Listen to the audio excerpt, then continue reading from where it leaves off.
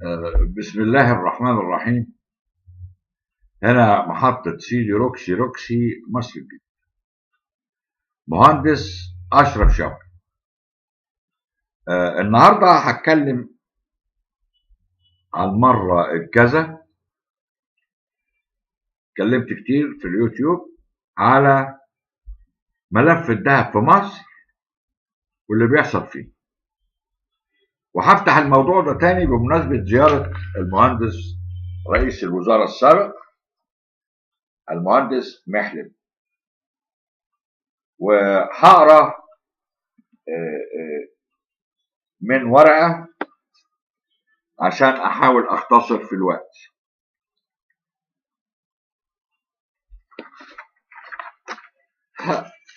بسم الله الرحمن الرحيم. بمناسبة اختيار ممثلي الشعب للبرلمان، اتوجه لهم بالتحذير. اولا مبروك، وان شاء الله تخدموا مصر كده ونشوف فيكم الوطنية اللي احنا نأملها منكم.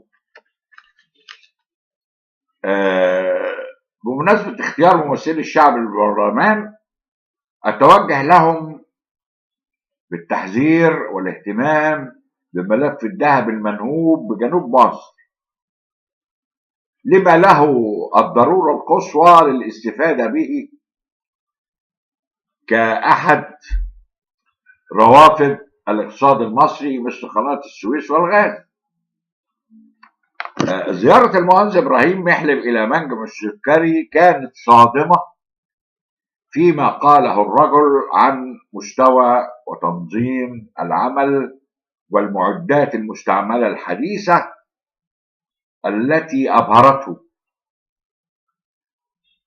كل هذا شيء جيد ويدل على ضخامة الإنتاج، لأن لما يبقى عندك مكاسب مهولة تحط معدات زي ما أنت عايز، لأن الإنتاج هيغطي.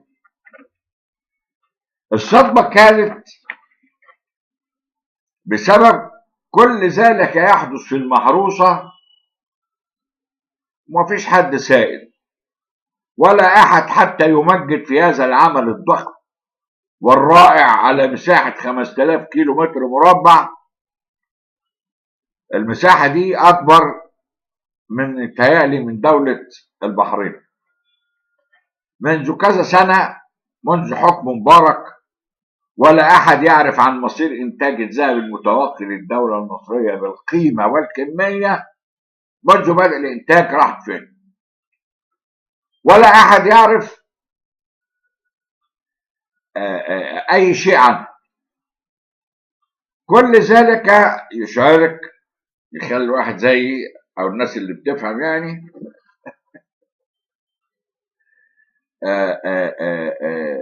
بالتعتيم والضبابية في هذه المنطقة من الوطن.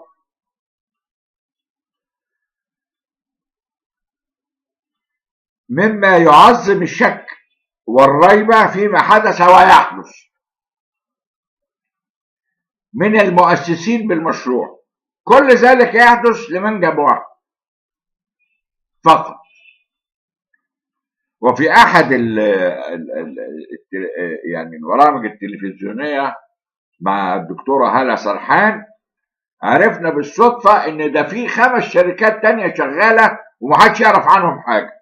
كل اللي احنا نعرفه كان شلاتين وصاحب المنجم وصاحبه اللي جابه من استراليا وخدوا المنجم بياخدوا النص ويدونا النص. يا ترى بيوصل؟ الله اعلم.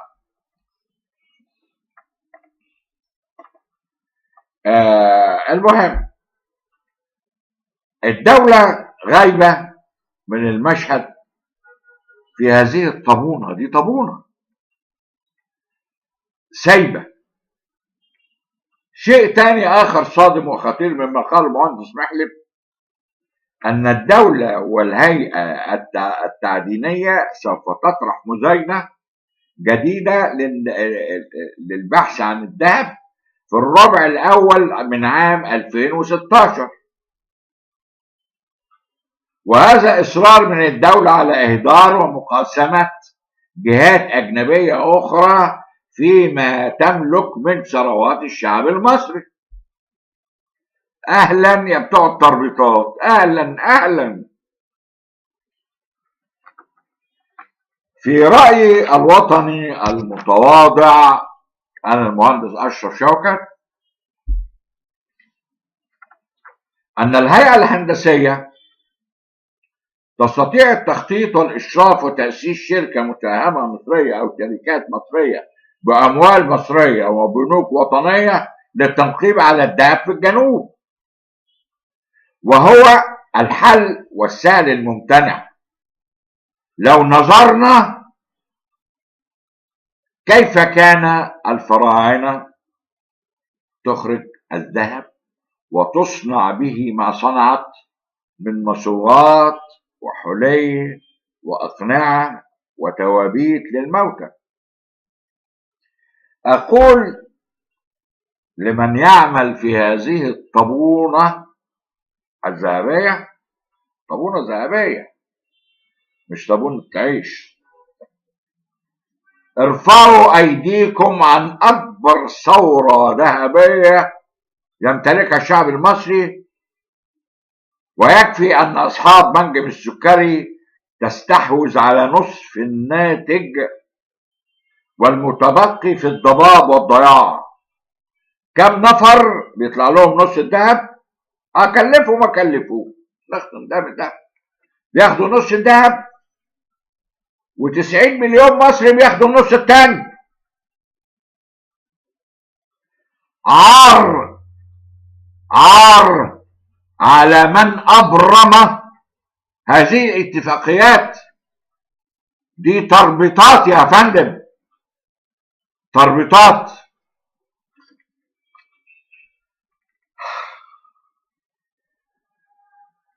عموما لا مجال لإشراك أي جهات أجنبية بلا داعي. فلدينا المعامل بالجامعات ومركز البحوث بالدقي ومعامل الهيئة الهندسية إلخ إلخ. أليس هذا كافيا لاستخراج الذهب لنكون أغنى دولة في العالم كما كنا أيام جلالة الملك؟ الملاحظ بالفعل زي ما أنا شايف وغيري شايف، بس طبعا لا لنا حول ولا قوة. هناك شخص أو أشخاص مافيا أو غير مافيا من داخل الدولة وخارج الدولة تتعمد الاستحواذ عن الثروة الذهبية للشعب المصري منذ فترة مبارك وحتى اليوم، تحت مقولة خائبة نائبة أنها شركات لها خبرة، وإلى نهاية لها الكلام الفارغ ده. يعني واحد ولا اتنين أصحاب الشركة يقدروا والدولة المصرية ما تقدرش؟ إيه الهبل ده؟ ما أنتوا يا بتستهبلوا يا إما أنتوا هبل فعلا.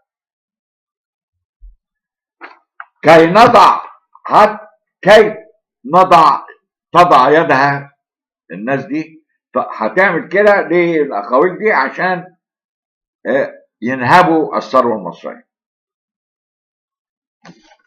أخيرا بقى، بخلاف ما يهدر من ذهب، هناك من يسرقه من أهل المنطقة وبعض الجماعات الإرهابية التي وصلت إلى الجنوب المصري سنة 2012، وده موجود وموثق في التلفزيون وبعض الأفلام في اليوتيوب من أيام الأحداث التي تمر بها البلاد. مطلوب تحليل الوضع وليس الانبهار بما رآه السيد الوزير المحترم إبراهيم محمد. الناس دي مش عايزة حسن النية يا سيادة الوزير. الناس دي تعالب، سواء بيشتغلوا بقى في الحكومة مع مبارك، مع اسمه ايه، ودلوقتي كمان بقوا بيشتغلوا كل الانتاج بتاع الذهب ده اللي مش في المناجم دي بيتنهب وبيسرقوه. ومسكتوا قبل كده 4 من كذا شهر بيبحثوا عن الذهب من ابناء المنطقه. وفي ناس بتقول حلول خيبانه وكل واحد عايز مصلحته. طب فين مصلحه الشعب والخزينه المصريه؟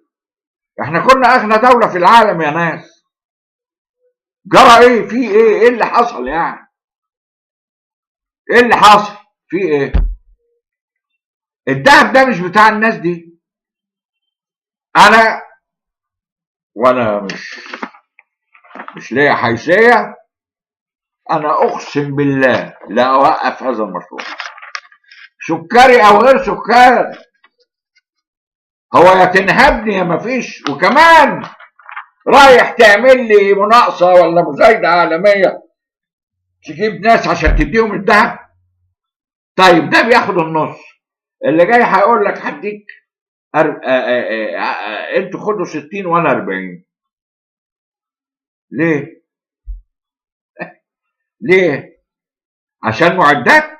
طب ما احنا ممكن الجيش، مش الجيش مصر يعني، ممكن الهيئه العربيه للتصنيع تعمل لنا المكن ده. وفي مكن انا شفته في تقرير كده اللي هو في السكري ده 1,000,000. كل اللي عندهم مناجم عندهم نفس المعدات. وبستغرب ازاي المهندس محلف يقول الكلام ده وما ياخدش باله من ورا الكلام. ما تنطنوش ليه من 20 سنه ان عندنا هذا الصرح العظيم ما حصلش الا لما هو راح؟ ده كلام يخلي الشك يركبني انا وغيري. فوقوا بقى، مصر لازم تفوق. اللي مفيش حاجه اسمها مناقصه او مزايده عشان تجيب شركات اجنبيه. اجنبيه ايه وده بايه؟ اللي بيصنعوا عندنا السلاح مش هيعرفوا. مش هنعرف نجيب شويه حفارات وشويه بريمه وشويه متفجرات عشان نطلع ونكسر الجبال ونعمل ده. حرام عليكم. اخيرا انا عشان اخلص، الخطاب ده للسيد رئيس الدولة المصرية السيد عبد الفتاح السيسي. هو الوحيد اللي انا اقدر اكلمه، هو الوحيد اللي يقدر يحول الموضوع لناس شرفة، ومنهم طلع المهندس محلف. مش كده مش كده يا باشمهندس؟ الناس دي لازم تفكر انت عاملوا ايه. مفيش مرة في الاعلام مرة او جه تقرير عن انتاج الذهب في مصر. زي قناة السويس كل شهر كل اسبوع دخل كذا عمل كذا. فين؟ ما فيش. المهم وفي النهاية تحياتي لمجلس الشعب البرلماني الجديد. وانت مجلس الشعب قدامك موضوع مهم جدا جدا جدا. الطرق ماشيه في طريقها، الجيش بيشرف يعملها الهيئه الهندسيه، شرق التفريعه شغاله، كله شغال. فاضل مناجم الذهب دي هتريحنا. السياحه اللي بتنفخه اللي الدوله بتحاول تنفخ فيها مش هيحصل. الارهاب بيصطاد مصر في السياحه. نبعد شويه عن السياحه وما تقولوش ان بيجي ولا بيروح. بتتمنظروا على مين؟ المنظره اللي احنا فيها بتتفخر على ايه؟ داري على سمعتك تقيد يا اخي. مش لازم تقول ان جالنا 1,000,000 ولا 10,000,000. ما يجي لك 10,000,000 قول اللي جالي نص مليون. هو ده عشان تحمي نفسك. ايه العبط اللي احنا فيه ده؟ اعلام مفيش. المهم النهايه ارجو ان الرساله تكون وصلت للسيد الرئيس، لان انا هبعت الكلام ده للرئاسه. ده موضوع خطير وما يستناش عليه. مهندس أشرف شوكت، محطة سيدي روكسي مصر الجديدة، والسلام عليكم ورحمة الله.